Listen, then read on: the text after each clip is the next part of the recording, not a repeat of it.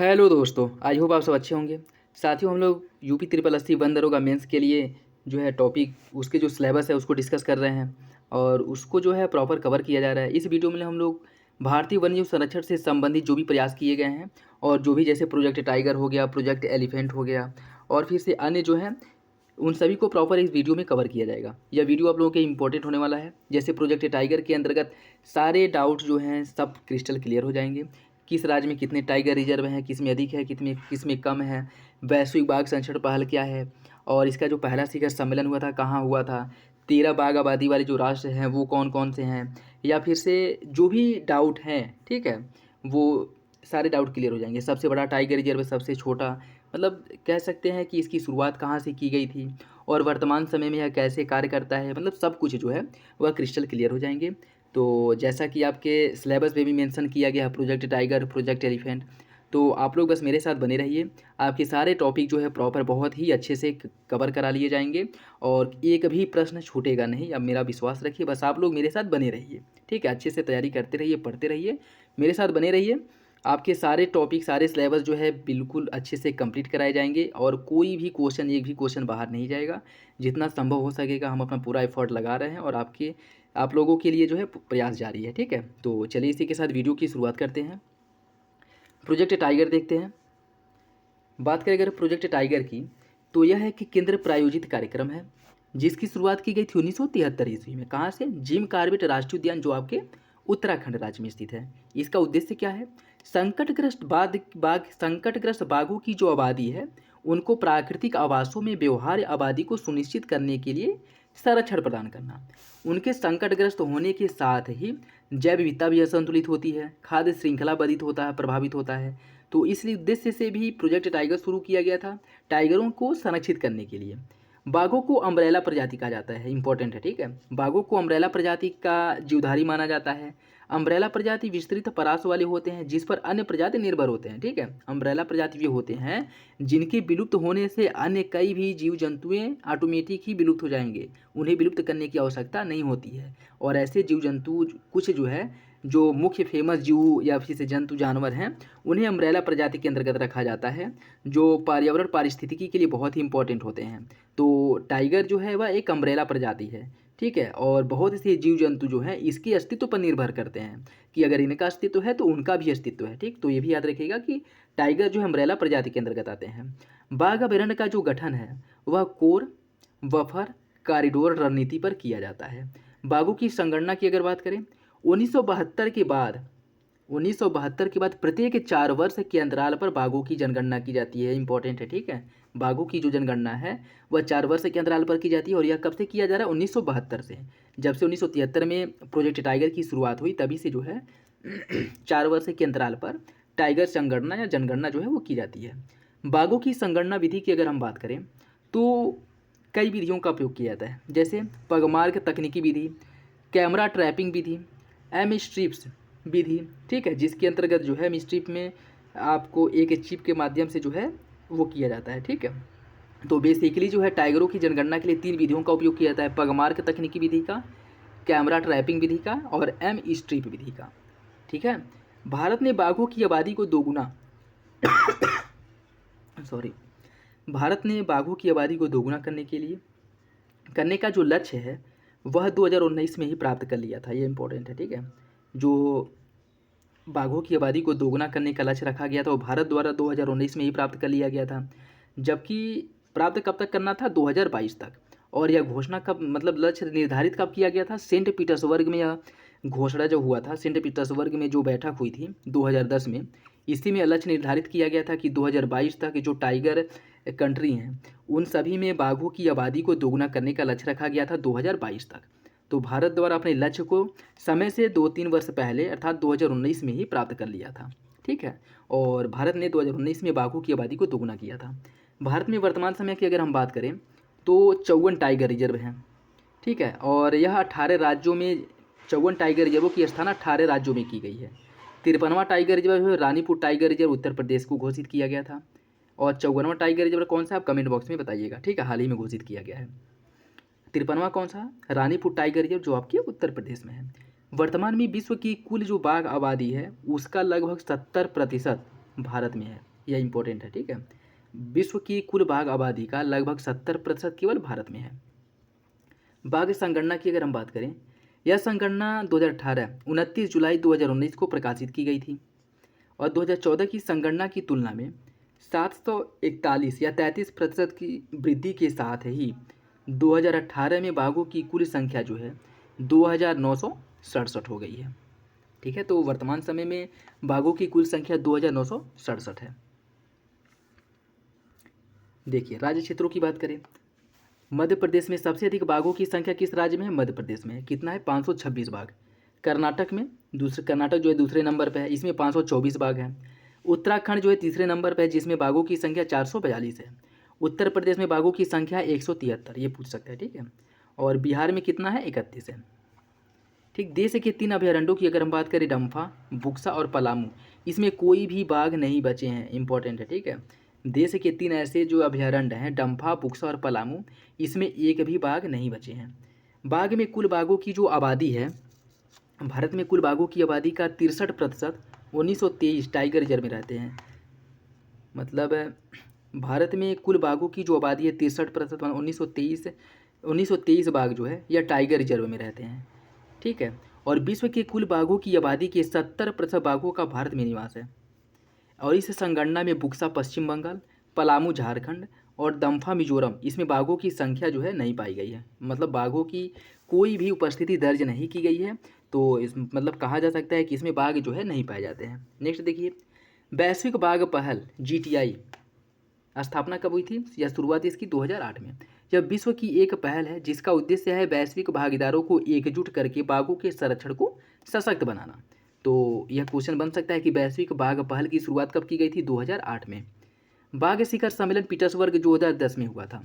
13 बाघ आबादी वाले राष्ट्र, जो इसमें 13 ऐसे देश हैं जिसमें बाघ पाए जाते हैं, उनके मध्य यह समझौता है, कह सकते हैं उनका यह सम्मेलन हुआ था, जिसमें T+2 लोकप्रिय उद्घोषणा क्या थी? T+2 के साथ ही अभयारण्यों में बाघों की संख्या दोगुना करने के संकल्प लिया गया था, ठीक।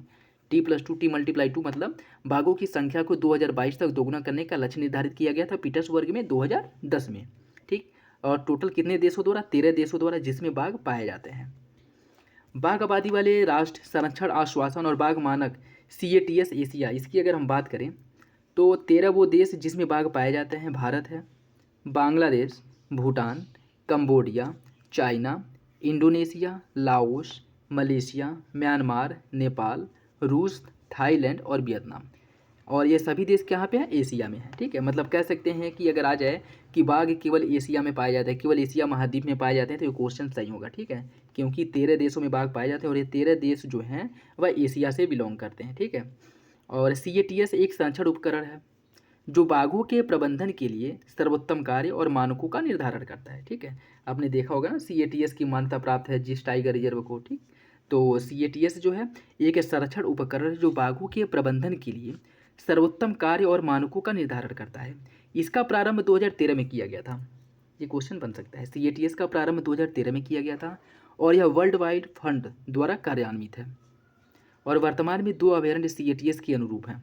कौन कौन है? नेपाल का चितवन राष्ट्रीय उद्यान और रूस का सिखोट एलिन नेचर अभयारण्य। यह दोनों CATS के अनुरूप हैं।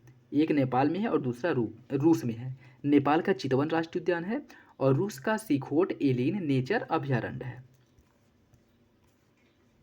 देखिए, भारत राष्ट्रीय स्तर पर CATS को अपनाने वाला 13वां बाघ रेंजो देशों में शामिल है। जो 13 देश हैं बाघ रेंज वाले, उसमें शामिल है भारत CATS को अपनाने वाले देशों में। वैश्विक बाघ मंच की बात करें, GTF ग्लोबल टाइगर फोरम, यह एक अंतर्राष्ट्रीय संगठन है। इसकी स्थापना 1993 में की गई थी। मुख्यालय कहाँ पे है? इसके दिल्ली में है। इसका उद्देश्य क्या है? बाघों को उनके निवास स्थल में सुरक्षा प्रदान करना, मतलब इन सीटू संरक्षण प्रदान करने की बात की गई है। प्रतिवर्ष भारत में टाइगर वॉच के अंतर्गत रूस का एक फील्ड ऑफिसर भारत के बाघ रिजर्व की स्थिति की जांच के लिए भारत आता है। अन्य तथ्यों की बात करें, देखिए अन्य तथ्यों में सबसे बड़ा टाइगर रिजर्व कौन सा है? नागार्जुन सागर श्रीशैलम टाइगर रिजर्व, जो 2 राज्यों में इसका विस्तार है, आंध्र प्रदेश और तेलंगाना। सबसे छोटा टाइगर रिजर्व है बोर टाइगर रिजर्व, जो महाराष्ट्र में स्थित है, ठीक। सबसे अधिक बाघ घनत्व किस टाइगर रिजर्व में है? जिम कॉर्बेट टाइगर रिजर्व में सबसे अधिक बाघों का घनत्व है। बाघों को 2 स्थितियों में मारा जा सकता है। 12 बाघों को मारने का जो क्राइटेरिया है वो केवल 2 है। 2 कंडीशन में ही बाघों को मारा जा सकता है, अन्यथा नहीं मारा जा सकता है। एक है बीमार होने पर या इलाज संभव न होने पर, या फिर से मानव जीवन के लिए खतरे की स्थिति में। अगर यह दोनों कंडीशन है तभी बाघों को मारा जा सकता है, अन्यथा बाघ को किसी भी कंडीशन में मारा नहीं जा सकता है। ठीक, तो यह टाइगर से संबंधित जो है, प्रोजेक्ट टाइगर से संबंधित कुछ फैक्ट थे जो कि आपके एग्जाम के पॉइंट ऑफ व्यू से बहुत ही महत्वपूर्ण है। नेक्स्ट देखिए, इसमें हम देखेंगे प्रोजेक्ट एलिफेंट। इसकी शुरुआत कब की गई थी? 1992 ईस्वी में इसे प्रारंभ किया गया था और यह भी एक केंद्र प्रायोजित योजना है। हाथियों को पारिस्थितिकी अभियंता के रूप में वर्णित किया जाता है। हाथियों को पारिस्थितिक अभियंता के रूप में वर्णित किया जाता है क्योंकि वे भौतिक रूप से बदलते आवासों के माध्यम से पारिस्थितिक तंत्र का निर्माण करती हैं और उसे बनाए रखती हैं। हाथियों का जो समाज है वह मात्र सत्तात्मक होता है। हाथियों का समाज मात्र सत्तात्मक होता है।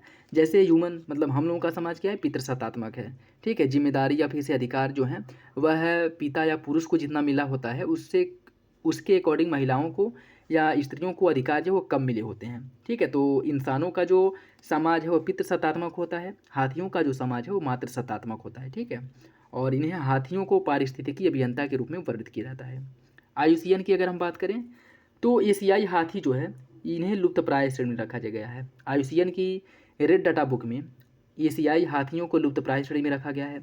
अफ्रीकी जो हाथी हैं इन्हें अति संवेदनशील श्रेणी में रखा गया है।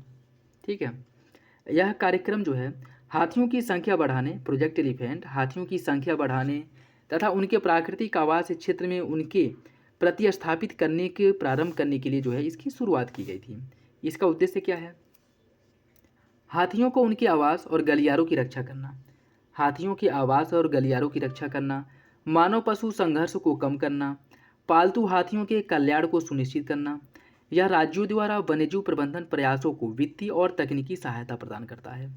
यह परियोजना मुख्य रूप से कितने राज्यों में? 16 राज्यों और केंद्र शासित प्रदेशों में लागू की गई है। ठीक है, प्रोजेक्ट एलिफेंट जो है वर्तमान समय में 16 राज्य केंद्र शासित प्रदेशों में चालू है, मतलब लागू है या कार्य कर रही है। और वो 16 राज्य कौन कौन से हैं? आंध्र प्रदेश, अरुणाचल प्रदेश, असम, छत्तीसगढ़, झारखंड, कर्नाटक, केरल, महाराष्ट्र, मेघालय, नागालैंड, उड़ीसा, तमिलनाडु, त्रिपुरा, उत्तराखंड, उत्तर प्रदेश और पश्चिम बंगाल। ठीक है, यह राज्य हैं जिसमें जो है यह चालू है। देखिए, भारत में कुल 32 हाथी रिजर्व हैं। अभी वर्तमान समय में एक हाथी रिजर्व की संख्या बढ़ गई है, तो वर्तमान में ये 32 नहीं 33 हो गया है। ठीक है, वर्तमान में हाथी रिजर्वों की कुल संख्या जो है 33 हो गई है। और भारत का जो पहला हाथी रिजर्व कौन था? सिंहभूम हाथी रिजर्व, जो आपके झारखंड राज्य में स्थित है। हाथियों का गर्भावधि काल सभी स्तनधारियों में सबसे ज़्यादा होता है। यह कितने महीने का होता है? 22 महीने का। मादा प्रत्येक 4 से 5 वर्ष में जन्म देती है। हाथियों की जो वैश्विक आबादी है वह है 20,000 से 40,000 लगभग। भारत में आबादी 27,312। 2017 की गणना के अनुसार, 2017 में जो हाथियों की गणना हुई थी उसके अकॉर्डिंग भारत में हाथियों की कुल आबादी 27,312 है। तो याद रखिएगा, इंपॉर्टेंट है। और हाथियों की जो जनगणना की जाती है वो 5 वर्ष के अंतराल पर किया जाता है। हाथी जो जनगणना है वह 5 वर्ष के अंतराल पर होता है। ठीक, जैसे एलिफेंट गणना जो है वो 4 वर्ष के अंतराल पर किया जाता है। सॉरी, टाइगर जनगणना जो है वो 4 वर्ष के अंतराल पर होता है और हाथी या एलिफेंट जनगणना जो है वो 5 वर्ष के अंतराल पर होता है। और वर्तमान समय में हाथियों की जो आबादी है वह भारत में 27,312 है 2017 की गणना के आधार पर। भारत में सबसे ज़्यादा हाथियों की अगर हम बात करें, सबसे अधिक हाथी हैं कर्नाटक में 6,049, और उसके बाद है असम जहाँ पे 5,719 हाथी हैं। फिर तीसरे नंबर पर केरल आता है जहाँ पे हाथियों की संख्या 5,706 है।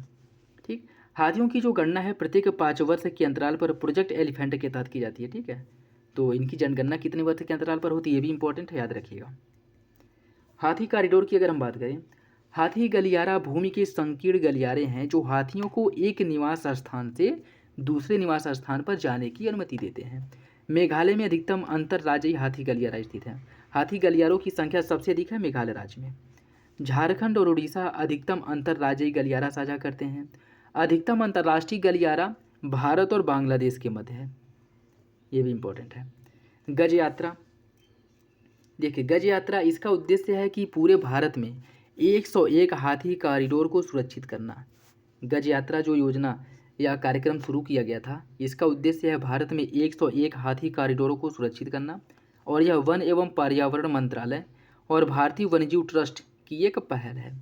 उड़ीसा, झारखंड, छत्तीसगढ़ जैसे राज्यों में गलियारों की संख्या सबसे अधिक है। उड़ीसा, झारखंड और छत्तीसगढ़ जैसे राज्यों में गलियारों की संख्या सबसे अधिक है। हाथियों की अवैध हत्या की निगरानी के लिए माई के कार्यक्रम की शुरुआत की गई थी। देखिए, साइट्स के दलीय सम्मेलन कॉप द्वारा यह कार्यक्रम दक्षिण एशिया के देशों में प्रारंभ किया गया था। इसका उद्देश्य क्या है? इसका उद्देश्य था कि हाथियों के अवैध शिकार के स्तर और प्रवृत्तियों का अवलोकन करना, समय के साथ इन प्रवृत्तियों में आने वाले बदलाव की पहचान करना। और भारत में टोटल 10 साइट्स, माई के साइट्स के अंतर्गत भारत में टोटल 10 साइट्स हैं। ठीक है, और ये भी पूछ सकता है कि माई के कार्यक्रम की शुरुआत कब की गई थी? 2003 में इसकी शुरुआत की गई थी। ठीक है, भारत में 10 माई के साइट हैं। वो कौन कौन से हैं? चिराग रिपू, देवमाली, शिवालिक, वायनाड हाथी रिजर्व, दिहांग पटकई हाथी रिजर्व, गारो पहाड़ी, मैसूर, पूर्वी द्वार, मयूरभंज और नीलगिरी। यह 10 ऐसे क्षेत्र हैं भारत के जो माइक साइट्स के अंतर्गत सूचीबद्ध हैं। ठीक है, 2011 में वन और पर्यावरण मंत्रालय और भारतीय वन्यजीव ट्रस्ट द्वारा नई दिल्ली में आयोजित हाथियों से संबंधित मंत्रिस्तरीय की बैठक प्रारंभ की गई थी। कब की गई थी? 2011 में। कहाँ पे हुआ था? नई दिल्ली में। और E8 राष्ट्र क्या है? ये भी पूछ सकता है कि E8 कंट्री जो है वो कौन है। इसमें भारत है, बोत्सवाना है, कांगो है, इंडोनेशिया, केन्या, श्रीलंका, तंजानिया और थाईलैंड है। इसका उद्देश्य क्या है? इस अभियान के जरिए पशुओं के महत्व के प्रति संवेदनशील बनाना तथा सरकार व अन्य संबंधित समुदायों के साथ लेकर के जागरूकता अभियान चलाना, यह इसके मुख्य उद्देश्य है।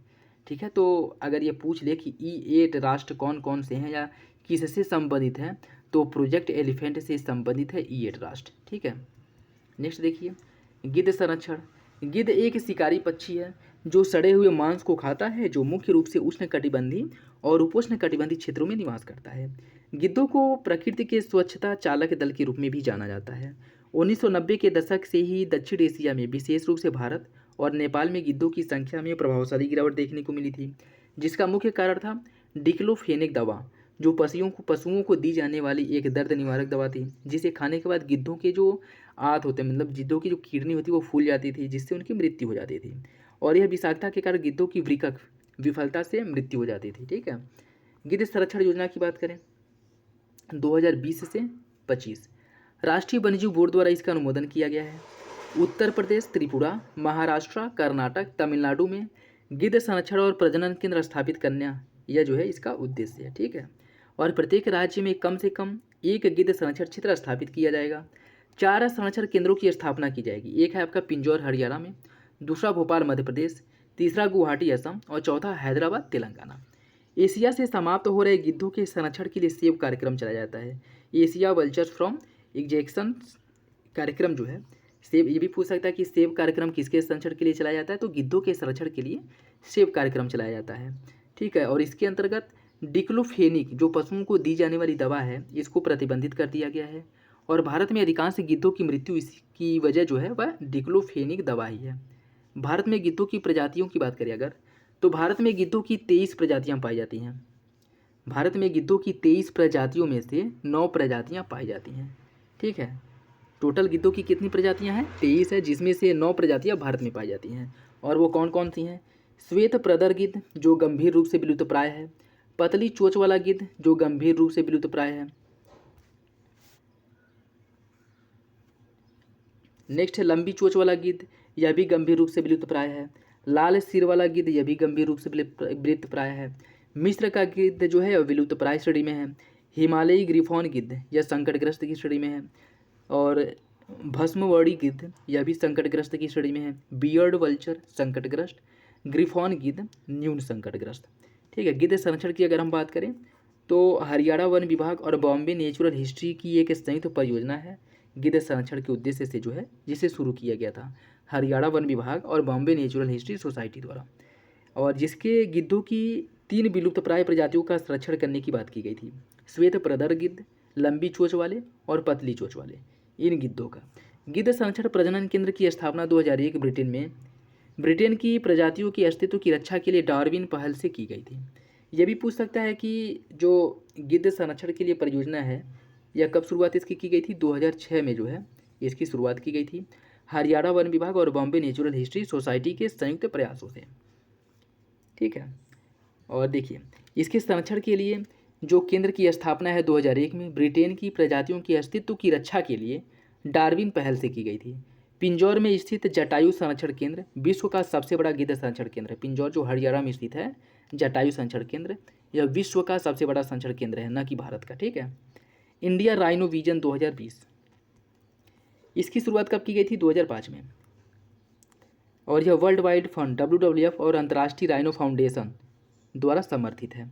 22 सितंबर को राइनो की देखरेख, सुरक्षा और संरक्षण जागरूकता फैलाने के लिए वर्ल्ड राइनो डे मनाया जाता है। ठीक, 22 सितंबर को मनाया जाता है वर्ल्ड राइनो डे।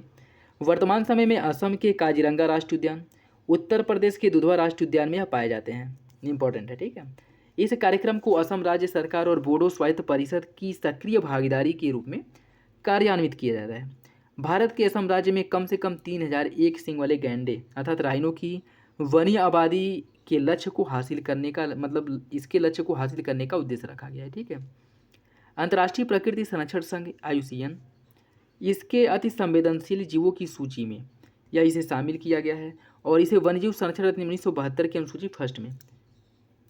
देखिए, IUCN के अति संवेदनशील जीवों की श्रेणी में शामिल है और वन्यजीव संरक्षण अधिनियम के अनुसूची फर्स्ट में इसे शामिल किया गया है। किसको? राइनो को। देखिए, एशियाई राइनो जो है यह इनके संख्या को बढ़ाने के लिए, इनके संरक्षण के लिए एक दिल्ली घोषणा किया गया था 2019 में, और यह देशों की दूसरी बैठक थी। इसके उद्देश्य क्या थे कि 4 वर्ष में एक से अधिक सींग वाले जावा और सुमात्रा प्रजाति के गैंडों की संख्या का संरक्षण और उनकी समीक्षा करना, जिससे उनके सुरक्षित भविष्य के लिए संयुक्त कार्यबल की आवश्यकता का पुनर्मूल्यांकन किया जा सके। 5 एशियाई गैंडे रैनो वाले देशों की बात करें, एशिया के 5 देश जहाँ पे गैंडा पाए जाते हैं उसमें है भारत है, नेपाल है, भूटान है, मलेशिया है और इंडोनेशिया है। इन 5 देशों ने इन प्रजातियों के संरक्षण और सुरक्षा के लिए न्यू दिल्ली डिक्लेरेशन राइनोज 2019 पर हस्ताक्षर किया है। ठीक, तो न्यू दिल्ली डिक्लेरेशन राइनोज 2019 जो है कितने देशों के मध्य जो है समझौता या फिर से कैसे हस्ताक्षर किया गया है, यह पूछ सकता है। तो 5 देशों के मध्य यह समझौता हुआ है, new Delhi declaration rhinos 2019, Bharat, Nepal, Bhutan, Malaysia और इंडोनेशिया के मध्य। कुछ महत्वपूर्ण बिंदुओं की अगर हम बात करें तो 3 गैंडा प्रजातियां हैं, काले प्रजाति के गैंडे, जावा और सुमात्रा प्रजाति के गैंडे गंभीर रूप से संकटग्रस्त की सूची में शामिल हैं। गैंडों की सींग के लिए इनका शिकार करना और इनके निवास स्थान की क्षति इनके अस्तित्व के लिए सबसे बड़ा खतरा है। नेक्स्ट देखिए, हिम तेंदुआ परियोजना जो 2009 में शुरुआत हुआ था। इसकी शुरुआत कब की गई थी? 2009 में। IUCN की अति संवेदनशील, यह जो है IUCN के अति संवेदनशील जीवों की सूची में शामिल है, क्रिटिकली इंडेंजर। हिम तेंदुए के लिए प्रमुख जोखिमों में क्या क्या जोखिम है? अवैध शिकार, आवास क्षरण, लोगों और वन्य जानवरों के बीच जो बढ़ता संघर्ष है, और जलवायु परिवर्तन, ये सभी जो है इनकी विलुप्ति के लिए या इनके अस्तित्व के लिए खतरा उत्पन्न हुआ है। हिम तेंदुआ दिवस मनाया जाता है, अंतर्राष्ट्रीय हिम तेंदुआ दिवस प्रतिवर्ष 23 अक्टूबर को अंतर्राष्ट्रीय हिम तेंदुआ दिवस मनाया जाता है। इसका उद्देश्य है ऊंचाई क्षेत्र में पाए जाने वाले वन्यजीव आबादी जो भारत की अद्वितीय प्राकृतिक धरोहर हैं उनको सुरक्षित रखना और उन्हें संरक्षण प्रदान करना। हिम तेंदुए की जो सबसे अधिक संख्या है वह चाइना में पाई जाती है, इसके बाद मंगोलिया है और तीसरे स्थान पर भारत है। ठीक, तो चीन में सबसे अधिक हिम तेंदुआ पाए जाते हैं, दूसरे नंबर पर मंगोलिया है, तीसरे नंबर पर भारत है। हिम तेंदुआ 5 राज्यों में पाए जाते हैं। भारत में हिम तेंदुआ 5 राज्यों में पाए जाते हैं, जिसमें जम्मू कश्मीर है, लद्दाख है, हिमाचल प्रदेश, उत्तराखंड और सिक्किम तथा अरुणाचल प्रदेश। इन क्षेत्रों में हिम तेंदुआ पाए जाते हैं। उत्तराखंड हिम तेंदुआ संरक्षण केंद्र खोलने वाला पहला भारतीय राज्य बना है, यह इंपॉर्टेंट है। ठीक है। नेक्स्ट देखिए, सिक्योर हिमालय परियोजना 2017। सिक्योर हिमालय परियोजना 2 अक्टूबर 2017 को इसे प्रारंभ किया गया था। इसका उद्देश्य क्या है? यह योजना वन्यजीव संरक्षण कार्यों और 250 परियोजनाओं के माध्यम से आनुवांशिक विविधता और टिकाऊ विकास के संरक्षण पर केंद्रित है। यह परियोजना हिम तेंदुए की तस्करी और शिकार को रोकने पर काम करती है।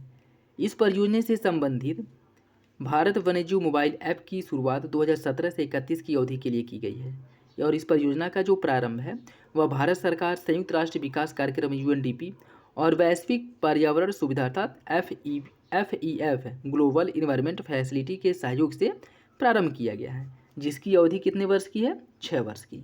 और इसका उद्देश्य है सतत रूप से हिमालयी पारिस्थितिक तंत्र का उपयोग करना और इसके साथ साथ आजीविका और संरक्षण को प्रबंधन करना। विशिष्ट परिदृश्य में कार्यान्वित परियोजनाओं की बात करें, चांगथांग यह परियोजना जम्मू कश्मीर में कार्य चल रहा है। लाहौल परियोजना पांगी और किन्नौर हिमाचल प्रदेश में चल रहा है। गंगोत्री परियोजना गोविंद और दरमा बायन्ना घाटी उत्तराखंड में चल रहा है।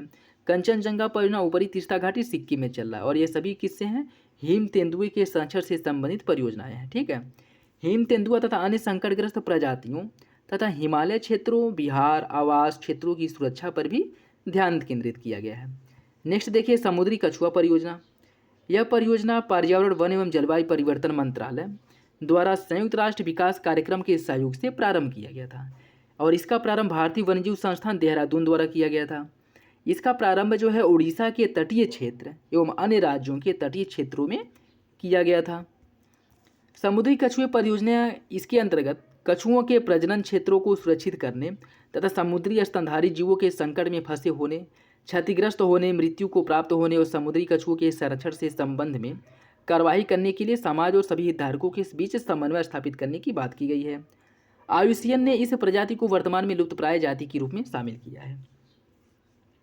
ऑपरेशन कच्छप, साथियों देखिए आपके सिलेबस में प्रोजेक्ट टाइगर, प्रोजेक्ट एलिफेंट सीधे सीधे मेंशन किया है, लेकिन अन्य जो प्रोजेक्ट हैं, अन्य जो जैसे प्रोजेक्ट कछुआ हो गया, गैंडा हो गया या फिर से गिद्ध हो गया, इन सब से भी क्वेश्चन बन सकते हैं। ठीक है, क्योंकि यह सभी जो है किसके पर्यावरण पारिस्थितिकी के अंतर्गत ही आते हैं। ठीक है, तो ये मत सोचिएगा कि अगर इनका नाम नहीं आया है, सीधे सीधे इन्हें मेंशन नहीं किया गया है तो इनसे क्वेश्चन नहीं बन सकते हैं। ठीक, तो क्वेश्चन इनसे भी बन सकते हैं, इसलिए जो है इनसे भी आप लोग एक बार जरूर देख लीजिएगा। ठीक है, तो ऑपरेशन कच्छप की अगर हम बात करें, इसकी शुरुआत की गई थी 1998 ईस्वी में और यह भारत में वन्यजीव संरक्षण प्रबंधन द्वारा इसकी शुरुआत की गई थी।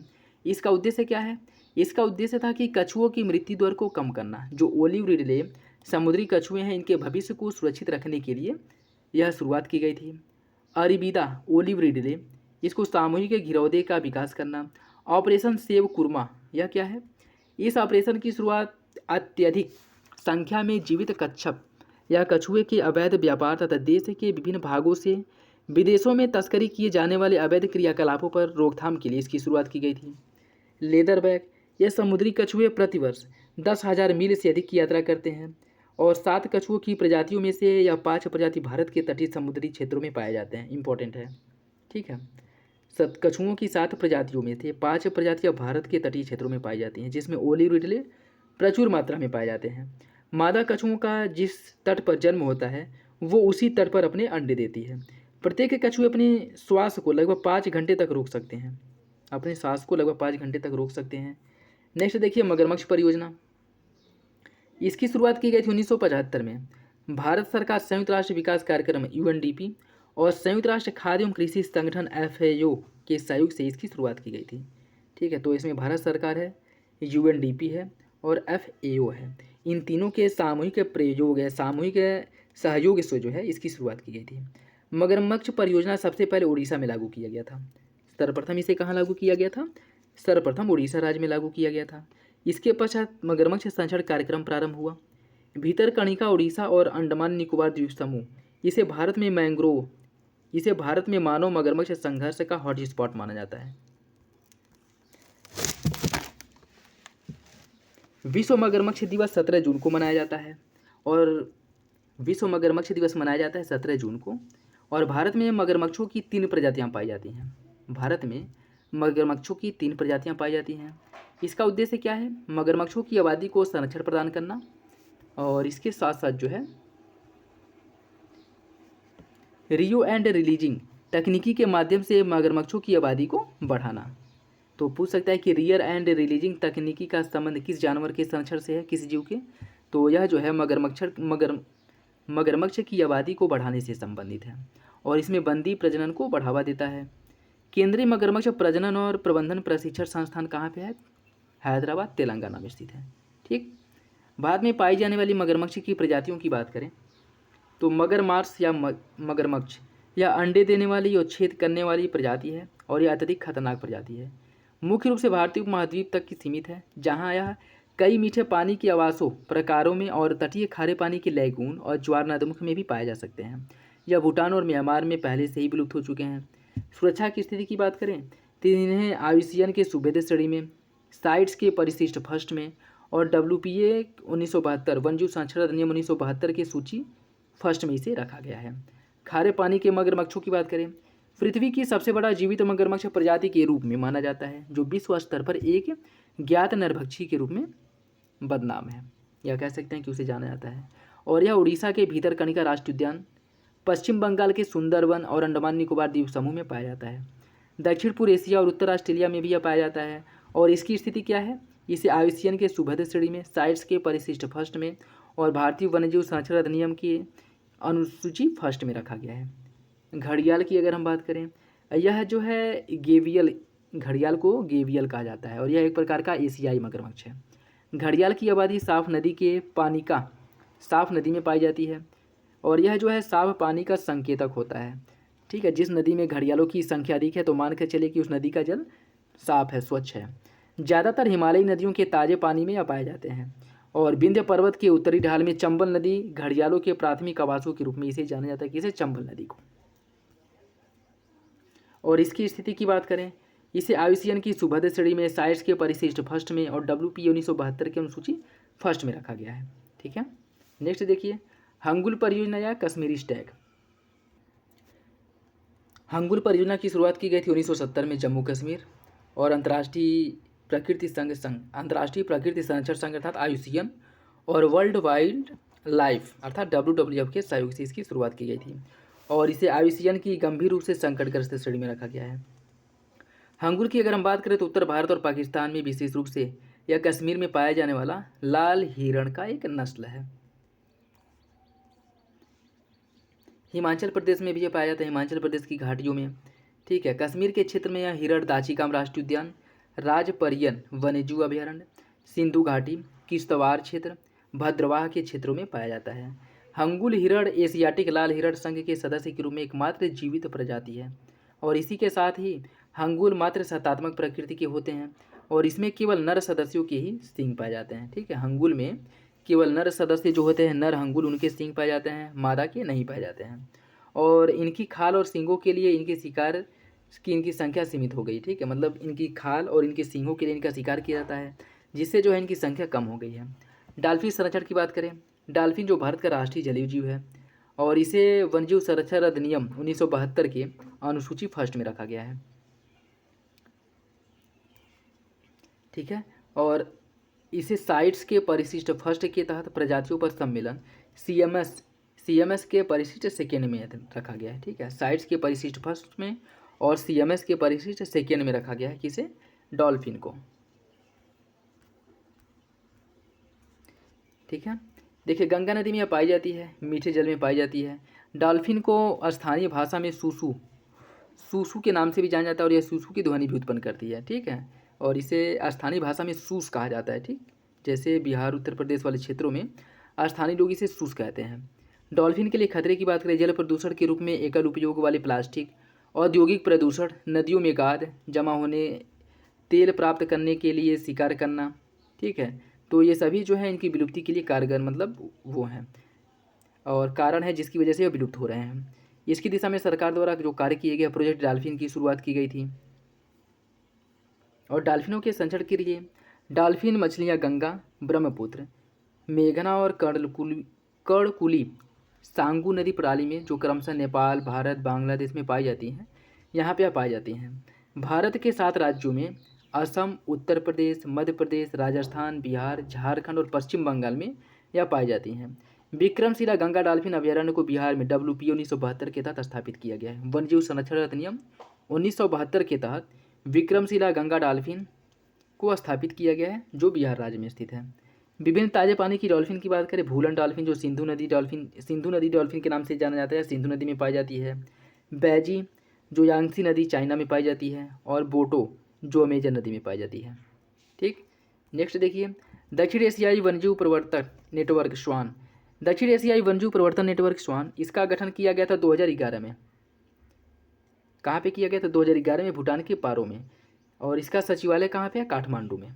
और यह दक्षिण एशियाई देशों की एक अंतर सरकारी वन्यजीव कानून प्रवर्तन सहायक संस्था है, जिसका उद्देश्य है एशिया के वनस्पतियों और वन्य जीवों के अवैध वन्य जीव व्यापार की रोकथाम करना और इसी के साथ ही क्षेत्रीय सहयोग को प्रोत्साहन देना और आपसी समन्वय को बढ़ावा देना। ठीक है, देखिए दक्षिण एशिया एक भौगोलिक क्षेत्र के साथ ही जातीय सांस्कृतिक इकाइयाँ हैं, जिसमें अफगानिस्तान शामिल है, बांग्लादेश, भूटान, भारत, मालदीव, नेपाल, पाकिस्तान, श्रीलंका समेत इस संस्था के टोटल सदस्यों की संख्या 8 है। और इस बार इस सम्मेलन में पाकिस्तान ने भाग नहीं लिया था। इसका सम्मेलन जो हुआ था इसमें पाकिस्तान ने भाग नहीं लिया था, तो याद रखिएगा, इंपॉर्टेंट है। और इस बार 2 दिवसीय सम्मेलन के दौरान दक्षिण एशियाई देशों में वन्यजीव अपराधों को रोकने से संबंधित 6 प्रस्ताव पर विचार किए गए हैं। वन्यजीव तस्करी पर निगरानी करना, मौजूद कानून जो है उसकी समीक्षा करना, संगठन की संरचना का पुनर्गठन करना। ठीक है, और भारतीय वन्यजीव अपराध नियंत्रण ब्यूरो स्वान के लिए एक संबंधित संस्था है।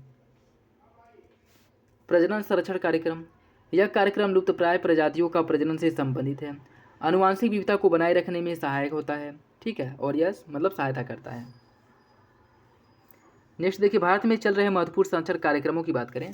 देखिए, लाल पांडा और हिम तेंदुए के लिए संरक्षण, पद्मजा नायडू हिमालयन प्राणी उद्यान में यह चल रहा है। हुलाक गिब्बन के लिए बायोलॉजिकल पार्क ईटानगर में संरक्षण कार्य चल रहा है।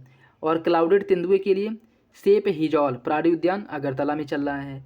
भारतीय पेंगोलिन के लिए नंदन कानन बायोलॉजिकल पार्क जो भुवनेश्वर में है, यहाँ पे संरक्षण कार्यक्रम चल रहा है। शेरपुछ बंदर लॉयन टेलर मकॉक, इसके लिए अगार अन्न प्राणी पार्क चेन्नई में इसके संरक्षण के लिए कार्यक्रम चल रहा है। और ग्रे जंगल फाउल, इसके लिए श्री वेंकटेश्वर प्राणी उद्यान तिरुपति में संरक्षण कार्यक्रम चल रहा है। डॉल्फिन के लिए विक्रमशिला गंगेटिक डॉल्फिन अभ्यारण्य भागलपुर में कार्यक्रम चल रहा है। मगरमच्छ के लिए मद्रास क्रोकोडाइल बैग चेन्नई में जो स्थित है, यहाँ पे संरक्षण कार्यक्रम चल रहा है। ठीक है, तो यह थे जो कह सकते हैं कि आपके वन्यजीव संरक्षण से संबंधित जो विभिन्न project tiger, project elephant, hangul हो गया, एलिफेंट हो गया, तो इन सब से रिलेटेड जो है इंपॉर्टेंट वीडियो था। आप लोग इसे ज़रूर देख लीजिएगा और इसी के साथ जो भी आगे जो है आपके टॉपिक है उनको जो है प्रॉपर कवर किया जाएगा। ठीक है, तो इसी के साथ वीडियो को समाप्त करते हैं। मिलेंगे अगले वीडियो में, तब तक के लिए धन्यवाद। जय हिंद।